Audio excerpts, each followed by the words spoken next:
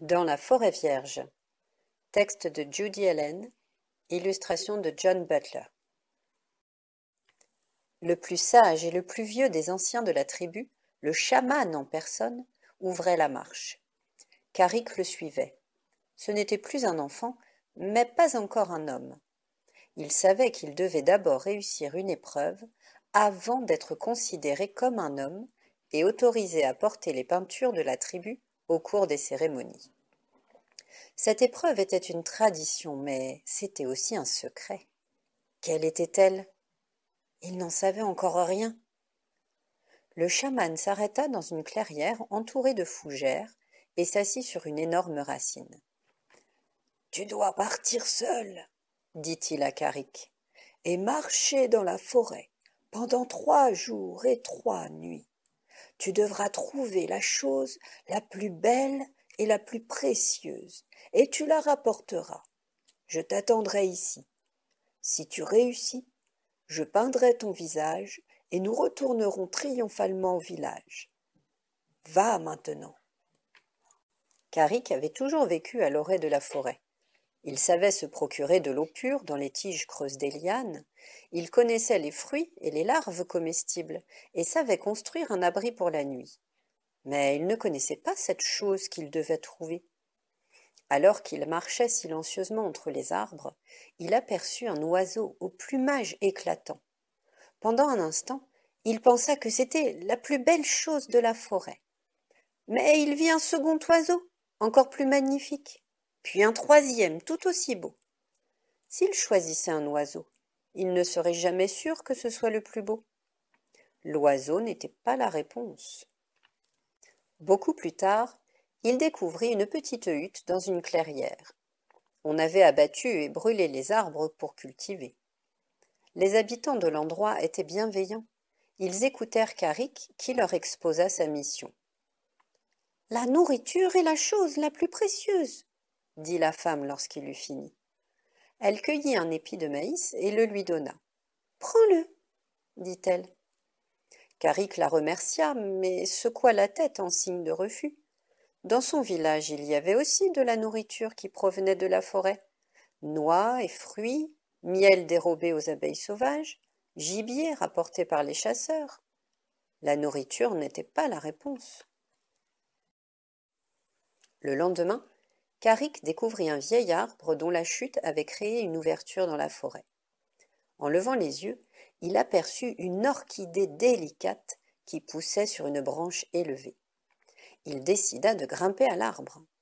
En montant, il dérangea un superbe papillon et découvrit une plante dont la rosette de feuilles, pleine d'eau, abritait de magnifiques grenouilles aux couleurs vives, des dendrobates. Lorsqu'il atteignit enfin l'orchidée bourdonnante d'abeilles, il vit qu'elle était encore plus belle qu'il ne l'avait imaginée. Mais il hésita. Comment être sûr que l'orchidée était vraiment plus belle que le papillon ou que les dendrobates? Et s'il la cueillait, il y aurait moins de nectar pour les abeilles. L'orchidée n'était pas la réponse. La deuxième nuit, Carrick se réveilla en sursaut. Des milliers de choses brillaient dans l'obscurité. Au-dessus de sa tête, l'air était animé par le balai des lucioles. Des chauves-souris venaient boire furtivement le nectar de fleurs qui semblait luire dans la nuit, et par terre, des coucouillots lumineux cherchaient leur nourriture dans les feuilles en décomposition, entre les silhouettes étranges de champignons luminescents. Carrick n'avait jamais rien vu d'aussi beau que ce spectacle, mais il savait qu'il ne pourrait pas le rapporter au chaman. Le lendemain, il entendit un bourdonnement lointain, qui se divisa en une multitude de bruits à mesure qu'il approchait. C'était un chantier d'abattage. Il savait que le bois était précieux. En outre, celui-ci était très beau. Il se dissimula sous les feuilles, hésitant à demander ou à dérober un morceau de bois. Le vacarme d'une tronçonneuse lui emplit les oreilles. Un grand arbre vacilla, puis tomba avec lenteur, entraînant de petits arbres dans sa chute, et s'abattit au sol dans un fracas de tonnerre. Carrick s'enfuit, bouleversé. Il ne pouvait supporter la destruction de la forêt. Mais cela lui rappela qu'il avait entendu parler d'une mine d'or située au-delà du chantier. L'or devait être la chose la plus belle et la plus précieuse de la forêt. Le 3e jour s'était levé lorsque Carrick, marchant le long d'une rivière, arriva à la mine. Il découvrit une scène de dévastation bien plus horrible que le chantier d'abattage.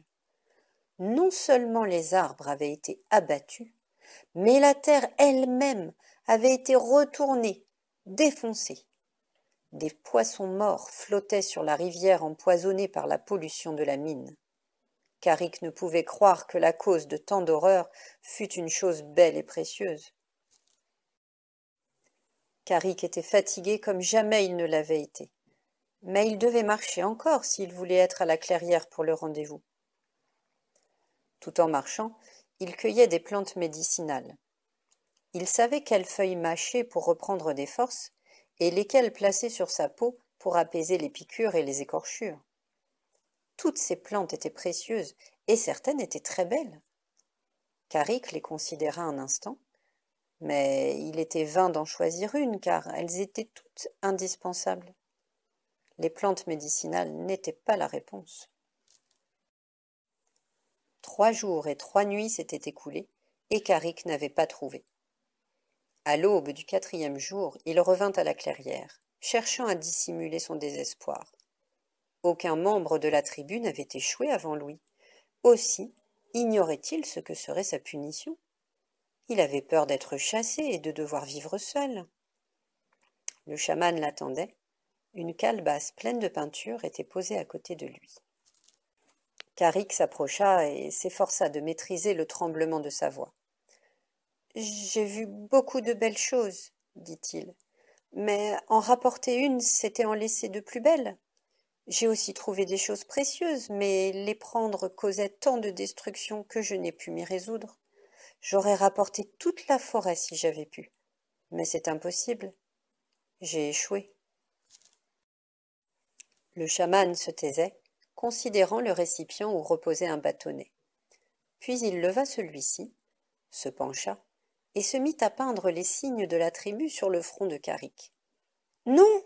s'écria le garçon abasourdi. « Non, je n'ai pas droit aux peintures, j'ai échoué. »« Calme-toi, » répondit le chaman, trempant le bâtonnet dans le pot de peinture. « Tu n'as pas échoué, Carrick. Tu as trouvé la chose la plus précieuse et la plus belle de toutes, le respect et l'amour de la forêt. Et tu l'as rapporté, comme je te l'avais demandé, dans ton cœur. » Il leva le bâtonnet et dessina les signes sur les joues de Carrick. « Bienvenue, dit-il.